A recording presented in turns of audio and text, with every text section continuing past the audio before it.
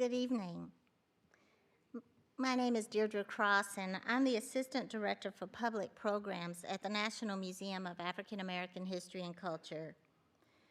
It is my pleasure to welcome you here this evening to listen to a most poignant account of 10 years in the life of a loving mother that was marred by tragedy, but a life that progressed to making meaning of loss, to wayfinding for so many more. We are privileged to be joined by Sybrina Fulton in a discussion about her recently released Audible.com recording entitled Trayvon 10 Years Later with NPR host Michelle Martin. Sybrina Fulton has dedicated her life to transforming family tragedy into social change. Since the death of her son, Fulton has become an inspiring spokesperson for parents and concerned citizens who have faced similar injustices in their own lives.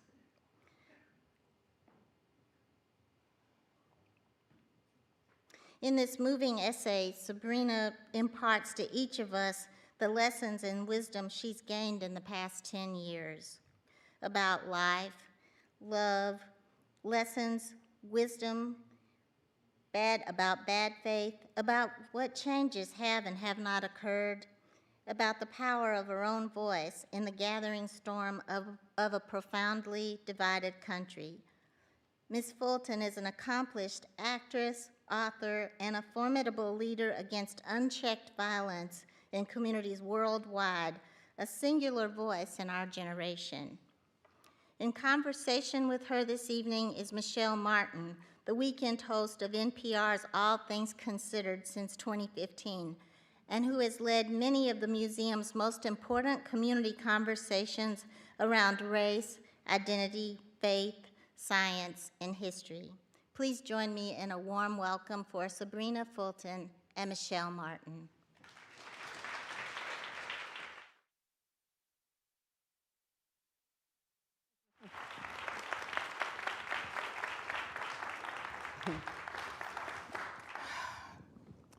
Well, thank you all for coming. And before we begin, unfortunately, I think many of you know this. I didn't know this until I was on my way down here because I was so engrossed in Sybrina's wonderful and powerful essay that we've lost 14 children today in another mass shooting in Texas and their teacher. And so would you join me in just a brief moment of silence so that we can acknowledge the loss of yet more innocent people who should be here today? If we could just have a moment, please.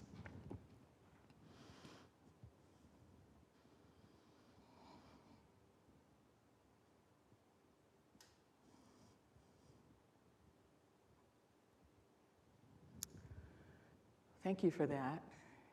And if you will also join us in greeting another mother whose son should be here. The mother of Eric Garner is also with us. Gwen Carr, if you will allow us to acknowledge your presence as well, wherever you are. Thank you.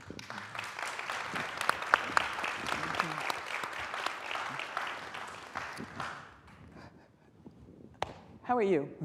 That question takes on different meaning, doesn't it? There's a before, and then there's an after. Yes.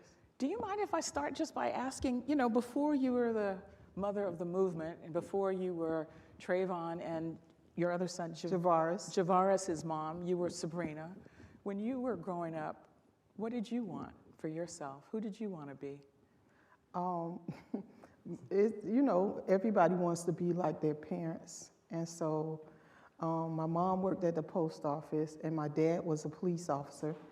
I'm not going to tell y'all about the police part, but about the post office, it was one particular time that I wanted, to work at the post office because I really didn't realize how much money my mom and dad made because we always had. So I thought that was everybody's story.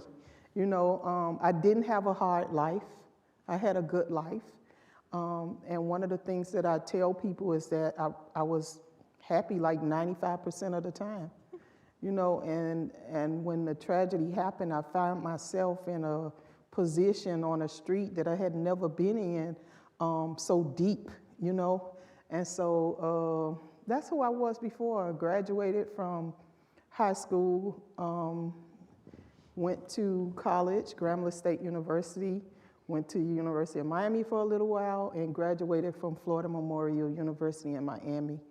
And got a job fairly quickly with Miami-Dade County and kind of maneuvered my way around a little bit as a dispatcher, as a code enforcement officer for most of the years that I was there. I did code enforcement for about 11 years. And then I went and joined the management intern program that the mayor of Miami had at the time, just to learn something different. And eventually I ended up in the housing agency, working with no-income and low-income residents. I was the hearing officer for public housing in Section 8. And did you like being a mom? Did you like it? Because you know, it can be boys, you know. No. But not trying to be mean about it, but you know, I have boys. I so absolutely love being a mom. You know, you never stop being a mom. And so even though Trayvon is not here, he's in heaven, I tell people that I have a son in heaven and I have one here on earth, and I'm still the voice for both. I still represent both. What did you love about being Trayvon's mom while he was here with us in Trayvon that phase of your relationship? was very affectionate. My oldest son, he is somewhat, Tavares is somewhat, but Trayvon was a mama's boy. Would be at the park, and I pull up at the park, and he would be all the way on the other side of the field, and here he comes running. And he probably was maybe about 14 years old, maybe 13, and he picked me up, and I was so nervous because I'm thinking, this kid is getting ready to drop me, you know, but he was very affectionate, and I used to tell him, people are looking at you, look at all of these people looking. He was like, I don't care, I don't care.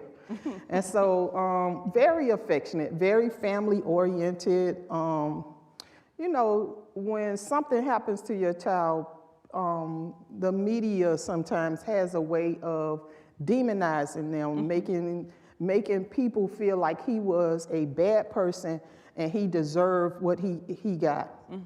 It's so untrue, you know, in every instance when it comes to Trayvon. Was he a perfect kid? No, but neither is anybody else's child, you know? And so he wasn't a bad kid. He had never been arrested. He didn't have guns and all of this stuff, you know? He wasn't in a gang, and I heard all of these different things that kind of pissed me off, you know? And, but he was mine. And so regardless of what ups and downs he had, he was a teenager, and he was going through the teen years, you know. What was his favorite meal? What did he like for you to cook? He liked everything. He told me that. Because I know how teenage boys eat. Well, he said he didn't eat pork. He told me he didn't eat pork, and I would fry pork chops and tell him it's steak. Okay. Yeah, so his favorite meal is probably hamburgers and french fries, like most kids, you know, and he liked pizza, you know. Yeah. But he had just turned 17 3 weeks before he was shot and killed. So he started with this cologne. Oh my God, the cologne.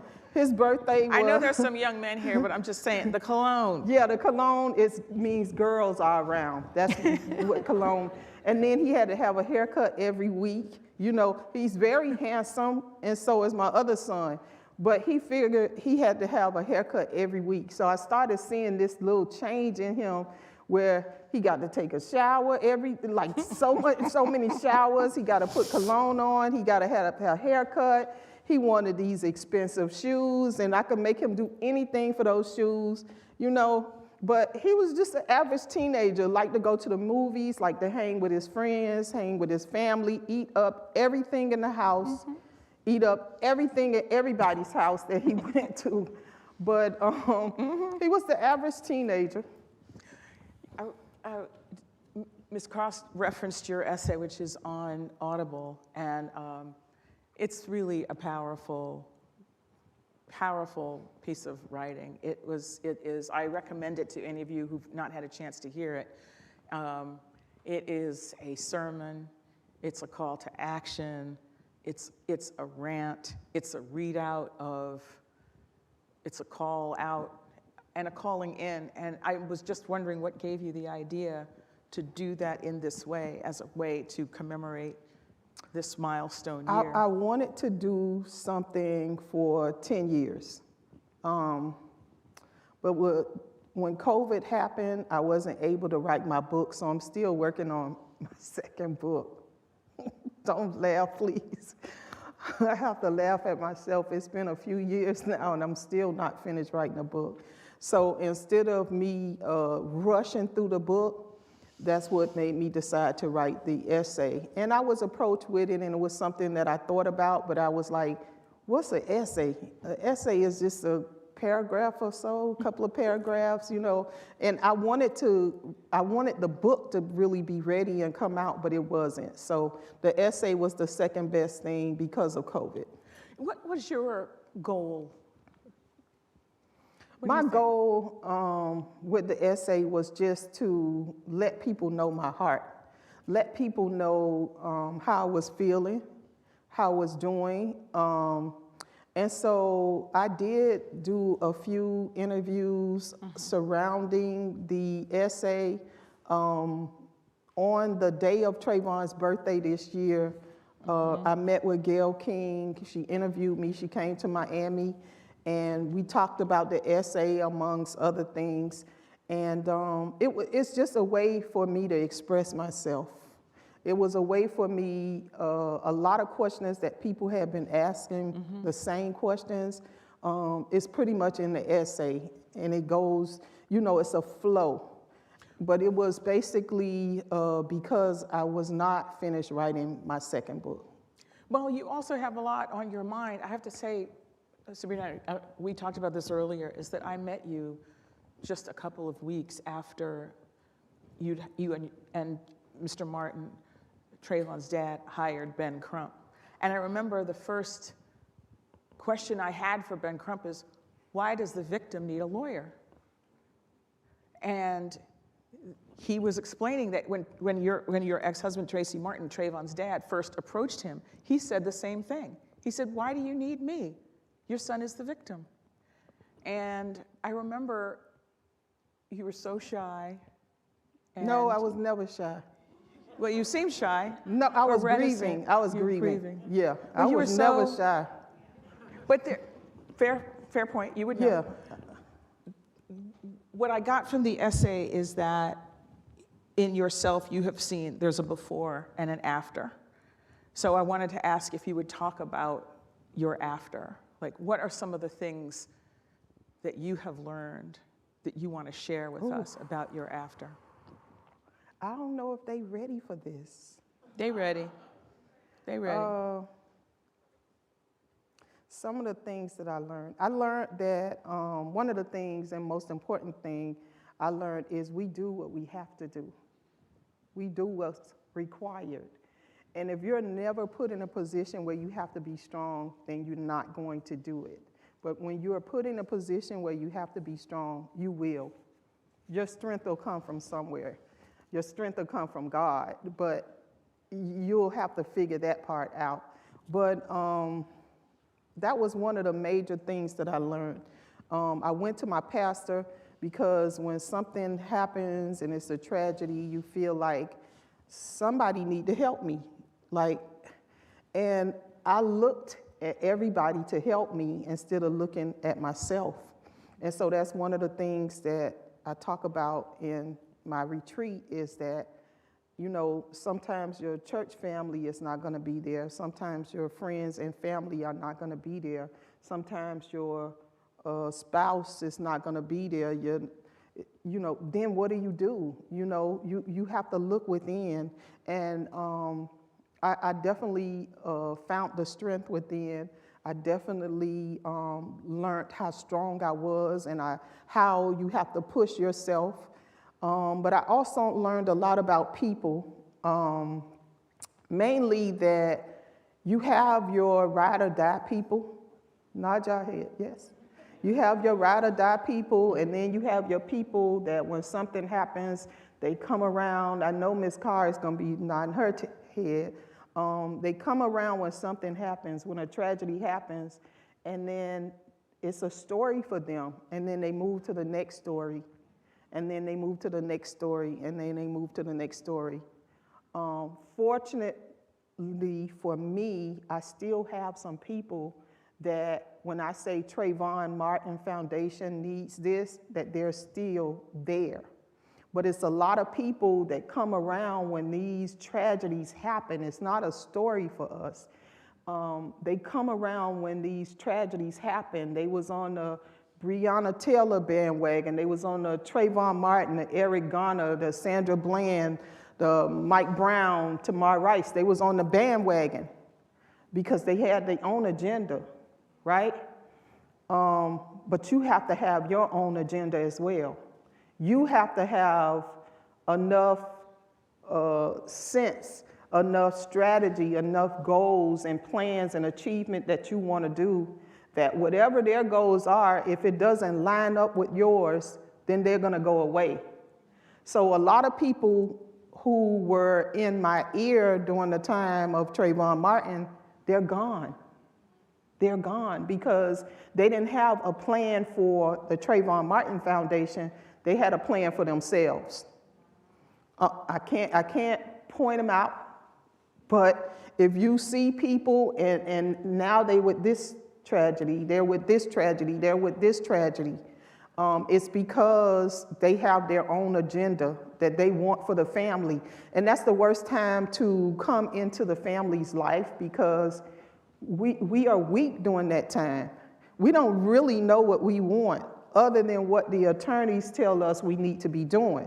It's a gray area in there, and it's a black area in there for me on some things that I just don't remember, you know? And then you have somebody that's saying, oh, you need to do this. You should do this. You should do this. And this was a first for us. I had never been to a trial, you know, other than a traffic ticket. You know, now I'm sitting in a real life trial with evidence and people saying things and people doing things, and it was a lot. It was a lot. When we pulled up at the courthouse, it was like a whole bunch of media, and they was running after us, and we was like, well, what's going on? You know, it was something as simple as that, like, why are these people doing this? What do they want? You know, and you couldn't possibly want to speak to us because all of our interviews were like this, in a calm environment where you knew the person who was asking the question and they wasn't just throwing questions out there to try to trip you up or try to make you say something or to make you feel a certain way. There are people out there that will say things just to piss you off.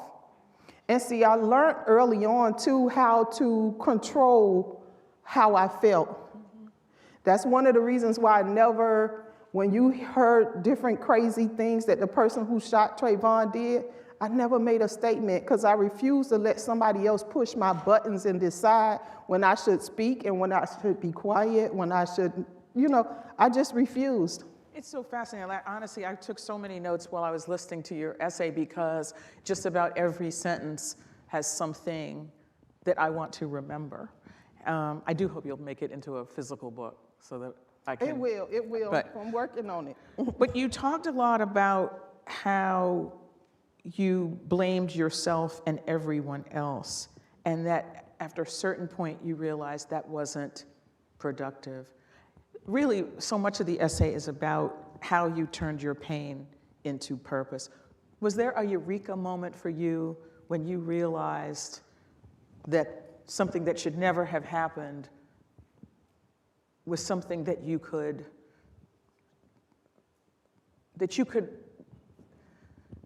Trayvon's death would not be in vain? Was there a moment when you realized, I can do this?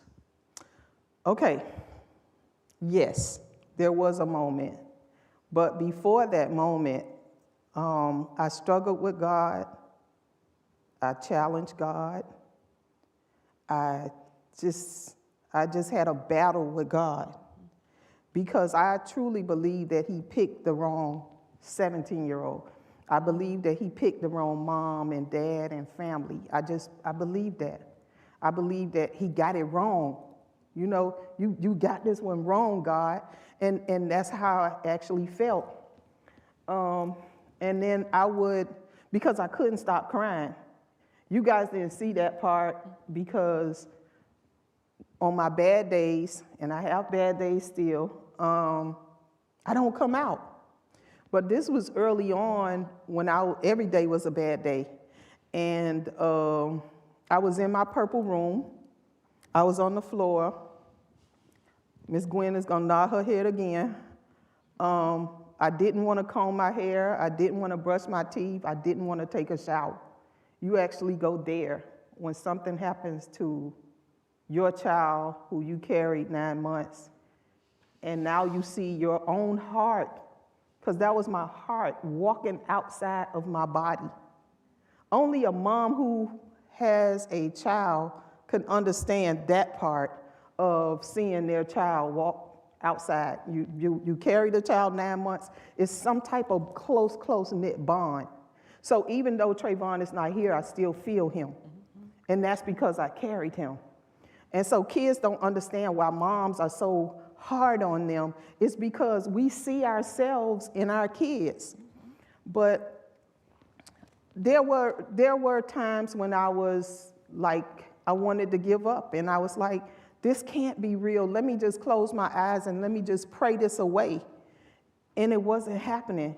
And there was times when I would look in the mirror and I would tell myself how strong I was because I listened to people tell me how strong I was. And so I didn't feel the strength. And they would say, oh, you're so strong, you're so strong, you're so strong. But I felt so weak. You know, I was weak, I was sad, I was disappointed, I was a mess.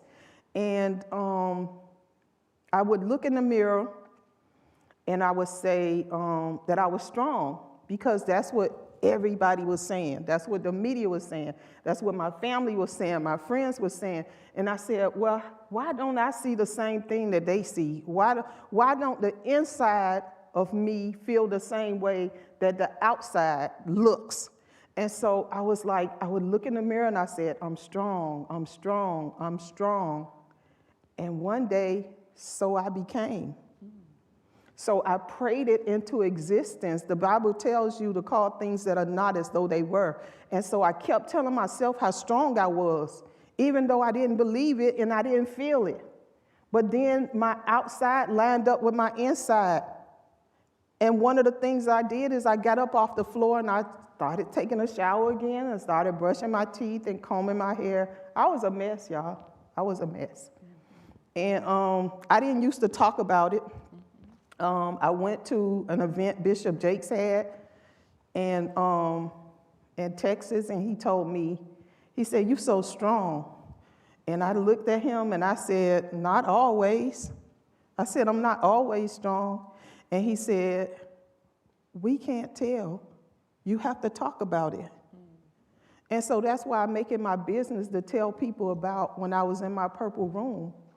You know, and then the first thing I started to do is I started to reach out to other mothers. So I had met Oscar Grant's mother and that family from California. And then I met Diablo Amadula's mom. She was in New York. And I just remember those two moms. But then, you know, my son was shot and killed in 2012. And so other mothers came after me, and I would go to those cities. I kept myself busy, and I would go to New York for Eric Garner's mom. And I went to, at the time, it was Jacksonville for Jordan Davis. And I went to Tamar Rice, and I went to Mike Brown, and I went to Sandra Bland and Hadia Pendleton, and I just started, you know, going to those mothers, and it kind of took the pressure, not the pain, it took the pressure off of what I was going through. How do you think that came to you? Did the Spirit lead you to that? Absolutely, absolutely.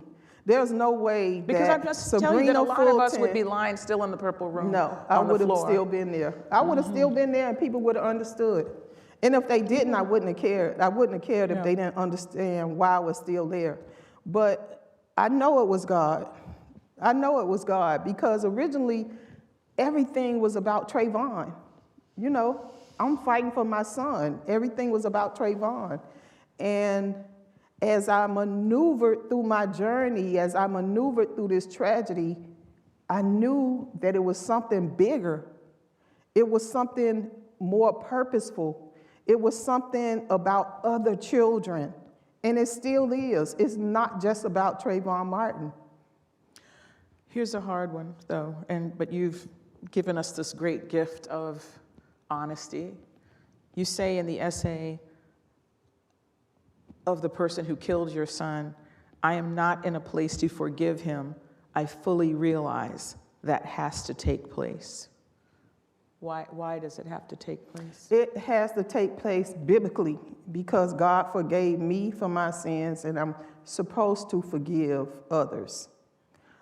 That's why I make it my business to say that I'm just not there yet. A lot of people, kids get shot and killed and they say, oh, I forgive the person. If I be honest with myself, I haven't. Mm-hmm. And so I can't tell you that because that's not what I feel. That's not the feeling right now. And it's been 10 years. Has this person ever asked for forgiveness? Well, they apologized in bond court when they thought they was going to stay in jail.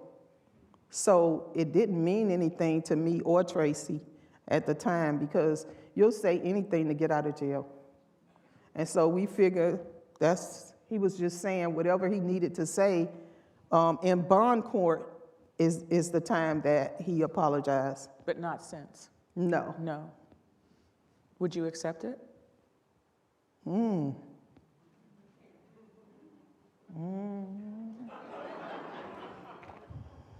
It's a hypothetical. No. No, I'm still not there. One of the other things that I think you were on the leading edge of was something that unfortunately all too many people have experienced since, which is your son, the victim, being villainized by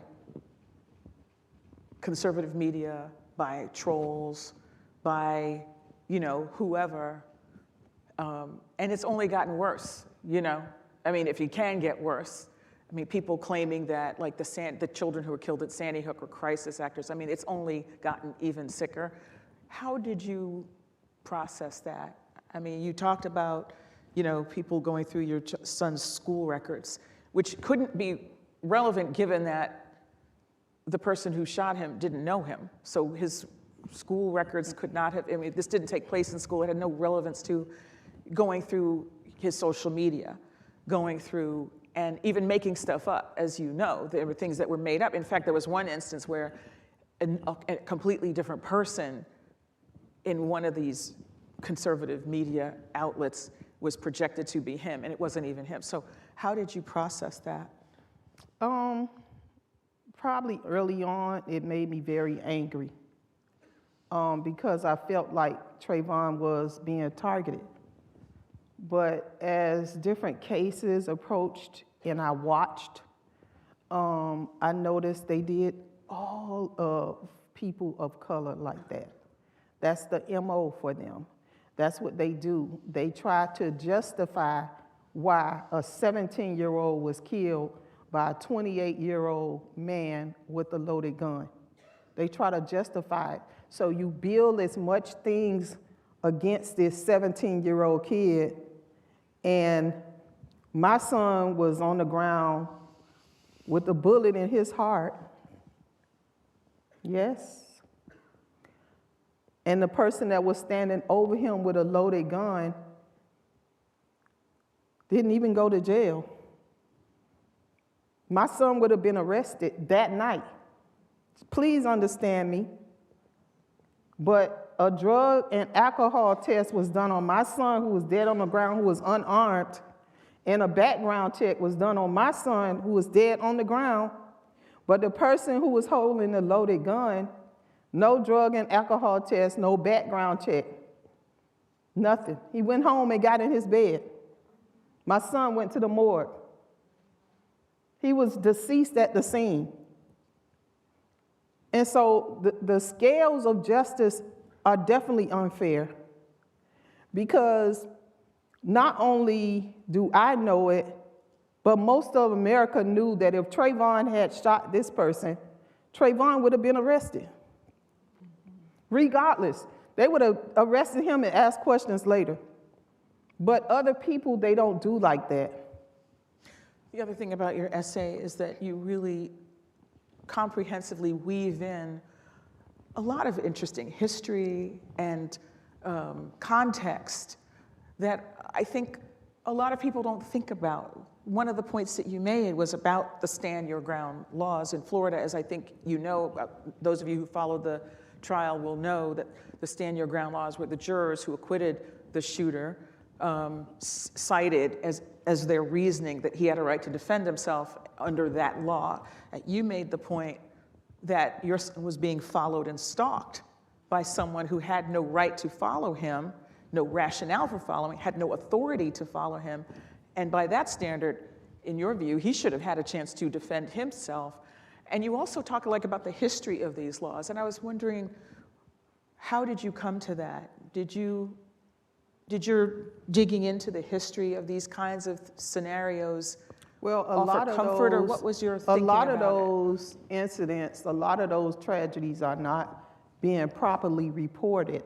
So that was one thing. They had different colleges and universities to do research when it comes to stand your ground, when it comes to black and brown boys being killed and nobody being held accountable. So it wasn't just my set of thinking. It was some research that was done. It was some information from different attorneys that say, listen, our kids don't get a fair chance. And that's what, prompted me to make statements like that. You also dug into the research on how black children are adultified. I mean, there's a body of research that shows now that children are, I think you cited the data in your essay, are seen as being years older than they actually are. Is that something that you were aware of before this happened? Is that something you've seen? I think we have it depends on your background and how you grew up, because I could see a young boy that's about 14 years old, but he might be 6'2" and he might be about 200 pounds. But I can look at him and know that that's a young boy. I know it's not a grown man. He doesn't look like a grown man, even though his body might be a husky, or his body might be bigger than the average 14-year-old. I could look at a kid and tell that's a kid. And so do other people. They just want to age our people, our young kids, because they want our kids to be the perfect murder. They want our kids to be the perfect teenager. And it's not. It's just not going to happen. These shootings and these killings are going to continue to happen. I just hope they decrease. They're not going to go away because there's too much hatred in this country. So it's not going to go away. I put my faith in young people, because they don't want to see the direction this country is going in. This country is going to hell, and they don't want to see that. And unfortunately, and I'm looking at these young people here, that's how we're going to turn this world over to you. And I'm going to personally apologize for how we are going to turn this country over to you. It's a mess. It's a mess. But I have faith in those young people that they're going to change things. They're going to be the change agents. They're going to turn things around, and they're going to make a difference, because they don't want to see this world like this. What gives you that faith in them particularly? Because they're resilient. They smarter than we were coming up. They much smarter. They got social media. They got everything that they need. They're going to college. More kids are going to college, and getting degrees and making something of themselves. They opening up businesses. When we grew up and we were convinced to go to college, And we were just looking for a 9-to-5 job. We was just looking for a job to take care of ourselves and our family and our kids and, you know, in our household. They want much more. And so I do a lot of networking with young people. They want so much more than we wanted. We wanted just an average lifestyle. They want average plus. They do. They want average. They don't want to be average. None of them. We didn't even know what a social media influencer was. They make more money than somebody that work at a police department. Like they really doing it. Our young people really doing it. And I believe the mindset that they have, wanting to excel and wanting to be better than average, that's what it's going to take to change this country. I want to take this opportunity to encourage you to, we invite you to participate in this conversation with questions. You can, how does it work? Do they have cards, or you send it to the aisles, and they're going to bring us some, and we'll Sybrina, how you feel? Shall we invite good. some? I want to acknowledge my sister, Thank you. Ms. Carr, and Brielle, who is our intern. She'll be going to Syracuse. She graduates next Tuesday. Brielle, stand up, because the other people are not. Brielle, stand up, please.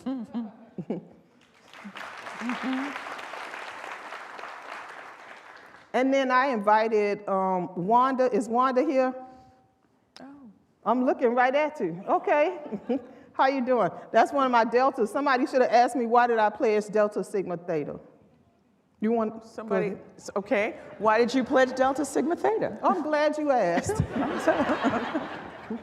I pledged Delta, like if you guys are interested in going to college and pledging or a sorority or fraternity, it's a very good connection, it's very good networking, and it's with a purpose.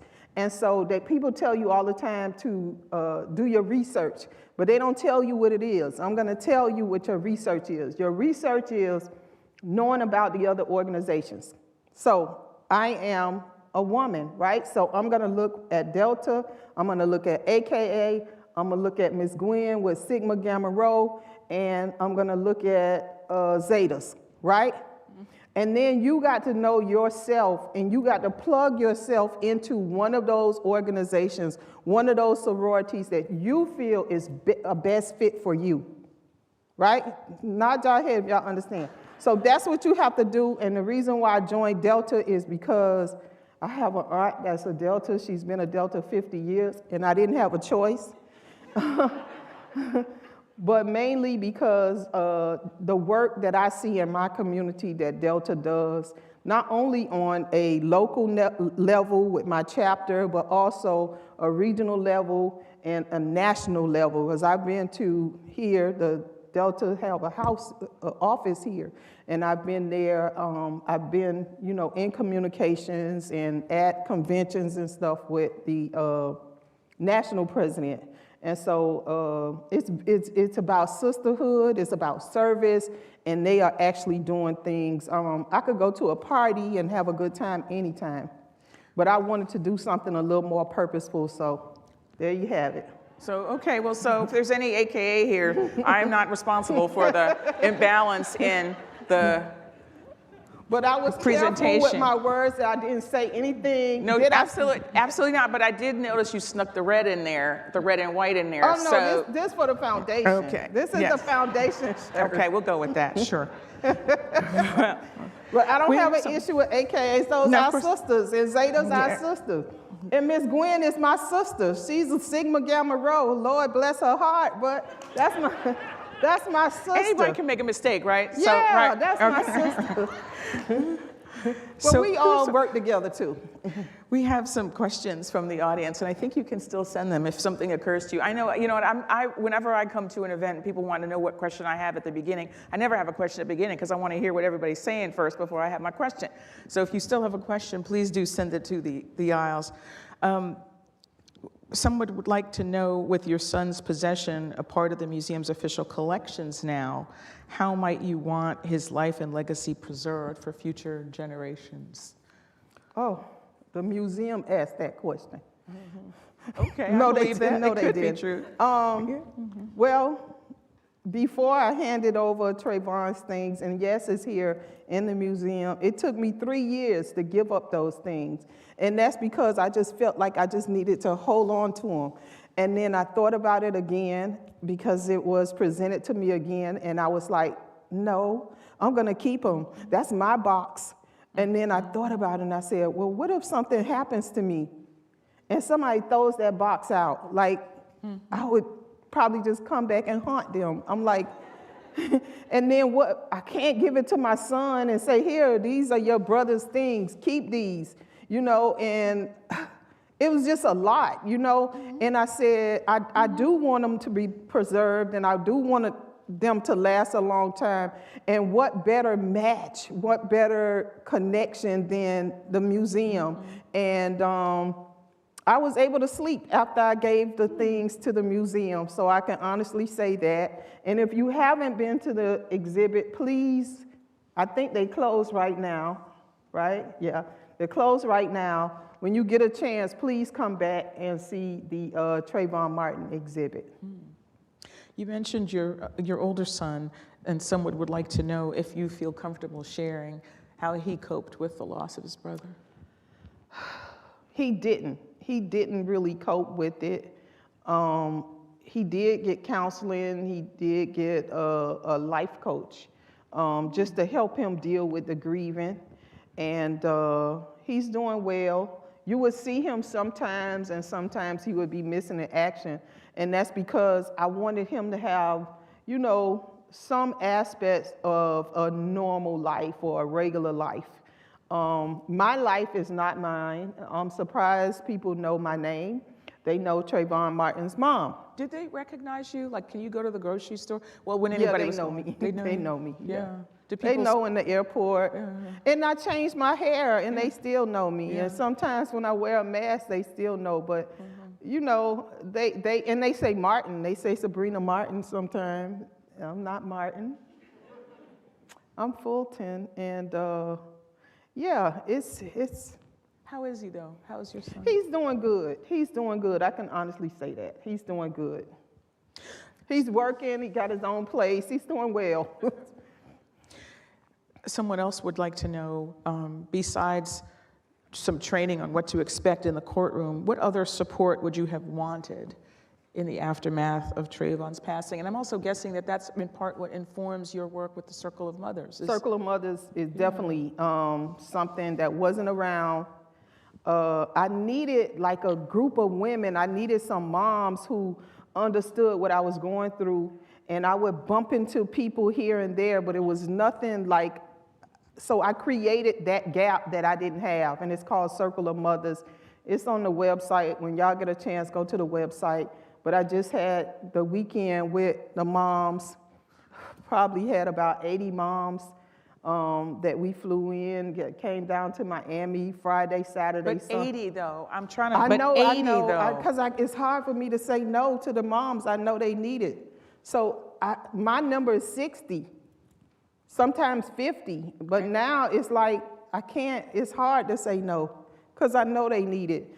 But it's a weekend, it's women empowering women, it's about mind, body, and soul, it's about us healing each other and hugging, we laughed, we cried, we exercised, we did all of those things, we danced, we bonded, networked, we do all of those things in the weekend, but it's called Circle of Mothers, and if you know a mom, submit her information. I got too many moms right now that need to come. I never have a shortage of moms, but I do hustle to get the sponsorships in order to bring the moms to the event. Afeni Shakur was my first keynote speaker, Tupac's mom, and everybody told me, oh, she's not gonna come, she doesn't speak, and this, that, and the other, and I said, no, she's gonna come, she know I need her. And she had written me a letter, and I was like, well, she know who I am. And so I reached out to her foundation and I asked her to come. And the first thing she said when she got in the room, it was like a conference setting, and she said, This is the first time I've been in a room of my peers. So she was very happy to be there. But she came, before she passed away, she came and she was my first keynote speaker, and she spoke to us. And we felt like, well, if she can do it, and her son was Tupac, then we can do it, you know? And just to see somebody else that persevered through the pain and the just everything that you went, you know, that you go through, it meant a lot to have her there. And then another question speaks to you still have yet more mothers, just like last week in Buffalo. And someone wants to know, when events like Kenosha or Buffalo happen, do you lose hope? I'm not going to say I lose hope, but it's very discouraging when somebody loses their life. And in all honesty, sometimes I have to push away from the news because it seems like it's just bad news. Like it's somebody getting killed and somebody getting stabbed and somebody getting robbed and hit by cars, and just everything is bad news. And sometimes I really have to disconnect and just not watch the news and not be on social media and just take time for myself.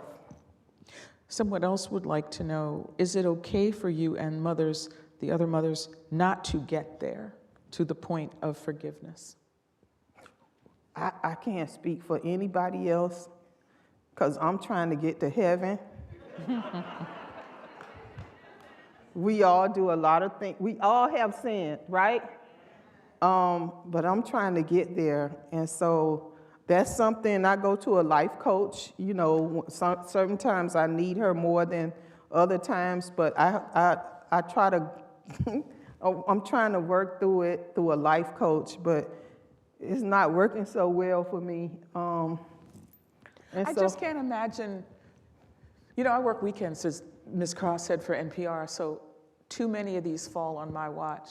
El Paso, and then Dayton, and then Buffalo, and then the Sunday, there was Buffalo on Saturday, and then on Sunday another man. And I just can't imagine what it's like to be you, knowing that someone is going to feel all that you feel. It feels like it's something heavy on my back. And that's why at times I have to disconnect because it's too much. And it'll make you discouraged, and it'll make you say, things are never going to get better. It's never going to change, you know? And I certainly believe, like I said, these young people are going to be the change that I want to see. I just hope that I live long enough to see it, you know? But I definitely believe that there's hope, and I believe there's change. Even though there's so much hatred in this world, there's also love. There's also respect. There's also progression. You know, it's still some good. We can't just say, okay, well, my car broke down. Well, you got a car. My job is always a problem. Well, you got a job. Oh, I got a leak in my roof. Well, you got a house. You got a place to stay. So we do have to be mindful of the things that we need to say thank you for. When you saw the social justice protests that emerged in the wake of George Floyd's death, what did you see?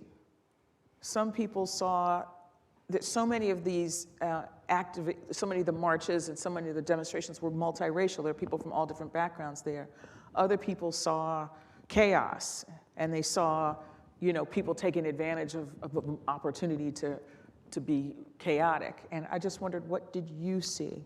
I saw diversity, which is good, because with the whole Black Lives Matter movement and everything that happened after that, you basically saw people of color. Mm-hmm. And so it was good to see other nationalities and other religion and other, you know, people out there in the street. Some of that was guilt. Yeah, tell the truth.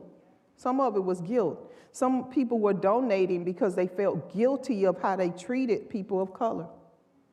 But that's okay. We still gonna take y'all. We still gonna take y'all. Because we need it, and we need to bridge the gap that we have, that people think that they're so different from us. When you cut all of us, we all gonna bleed. You know, and just like people, everybody love their family.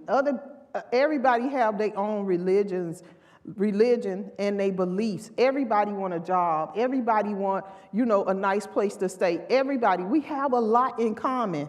And so I think that when the people were in the street, I think they realized that. I think some of it was guilt, but I think they realized that we're not that different. Like, you have groups of people that people actually hate because of who they are. And it could be because they Muslim. It could be because they Jewish or Catholic. It could be because they are gay or they're transgender or whatever the reason is. People just may not like you because you have dreadlocks. But we have more in common than not. And so I think sometimes people sit back and look at that and say, okay, this is how it was. My ancestors did do some bad things to people of color, but that doesn't have to be your mindset. You don't have to carry on that hate from one generation to the next. And I think some people are starting to see that now. Well, it's been a great gift to spend this time with you. And I think none of us can know what it costs you to give of yourself in this way. But I think I speak for everyone here when we thank you so much for your continued willingness to give of yourself in this way, you and Ms. Carr and the other members of the Circle of Mothers, a group that you would never want to be a part of, but we're glad that you have created. Before we let you go, is there some charge you want to leave us with? What is a thought? Do you want to just give us a closing thought? What would you like us to think about as we leave here today? I want people to think about, first of all, just doing a self-check and just think about how you are treating other people. Not just people of color, but people of different religion and people of different philosophies and people of different classes, meaning rich against poor. Are you, disrespectful to the cleaning people for no reason? Because I'm not. Do you feel like the CEO is more important than the lady that's sweeping and mopping? Because she has a family too. And so we have to think about all of those things. We have to make sure that we're treating other people with respect. That's the least you can do. I'm not telling you to go and love your neighbor. The Bible tells you that, but I'm not telling you to go love your neighbor. I'm just asking you to respect your neighbor. I'm also telling you to make sure you join a nonprofit organization. It does not have to be the Trayvon Martin Foundation, but if you want to donate, that's just absolutely fine with me. So I want you to join a nonprofit organization. I want you to do some service in your community. Don't just complain about things. Do something about it. Get involved. Write a newsletter. Knock on some doors. Give out some literature. Make sure you're registered to vote, and not just registered, but vote. And then when you get that summons in the mail for jury duty, go. Go. It's important that you go, because they need good people with an open mind in the jury pool. And a lot of people try to get out of that. Please go. So just think about other people and think about how you're treating other people. And if you're treating people a certain way, then I'm talking to you. I'm talking to you. Please change your mindset. And then lastly, I'm going to leave you with my favorite Bible verse. It's Proverbs 3, 5, and 6, and it says, trust in the Lord with all your heart. Lean not unto your own understanding. In all your ways acknowledge him, and he shall direct your path. And I say that because I don't understand what happened to my son, but I trust in God. Thank you. Sybrina Fulton, thank you so much. Deirdre Cross is back with us to send us on our way. And as our presenters, thank Ms. Fulton, thank Michelle Martin as they leave. Please keep your seats. Thank you. Thank you. Thank you. Thank you.